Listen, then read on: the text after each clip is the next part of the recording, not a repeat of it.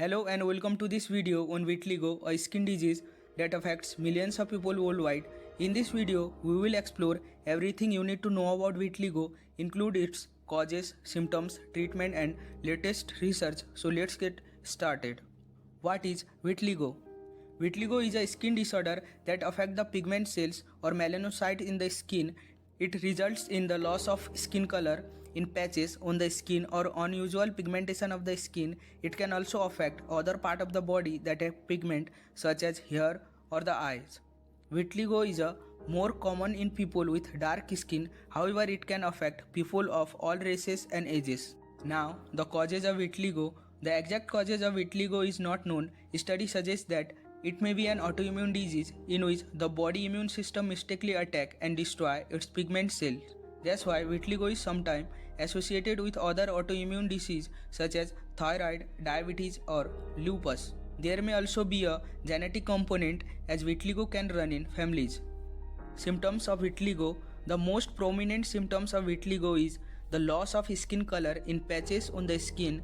These patches can be small or large and they can appear anywhere on the body. The most common place where the vitiligo appears are on the face, hands, feet and around the body opening such as eye, mouth and genitals. Vitiligo can also cause premature graying of the hair on the scalp, beard and other part of the body. In some cases, vitiligo can cause other skin problems such as dryness, itching or sunburn. Now, diagnosis. If you suspect that you have vitiligo, you should see a dermatologist who is specialized in skin disease. The diagnosis of vitiligo is usually made by examining your skin and looking for patches of depigmentation. In some cases, the dermatologist may perform a biopsy or blood test to rule out other skin disease or autoimmune disorders.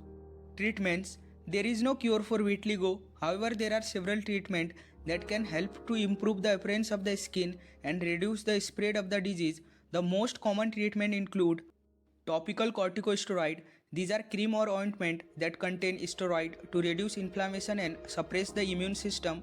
Topical calcineurin inhibitors. These are cream or ointment that inhibit the immune system and are often used as an alternative to the corticosteroid.